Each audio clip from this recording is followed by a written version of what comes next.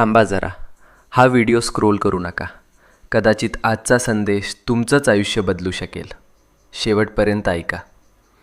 कधीकधी ना आयुष्यात अशी वेळ येते जेव्हा सगळं काही चुकीचं होतंय असं वाटतं. कितीही प्रयत्न करा, कितीही मेहनत करा, तरीही गोष्टी हातातून निसटतात. आणि मग मनात एकच प्रश्न उठतो, हे सगळं माझ्याच बाबतीत का होतंय? आपण हसतो वरवर, पण मनातून तुटलेलो असतो. रात्रभर झोप लागत नाही, डोळ्यात पाणी येतं आणि वाटतं कोणीच नाही माझ्यासोबत. पण मित्रा, नीट ऐक.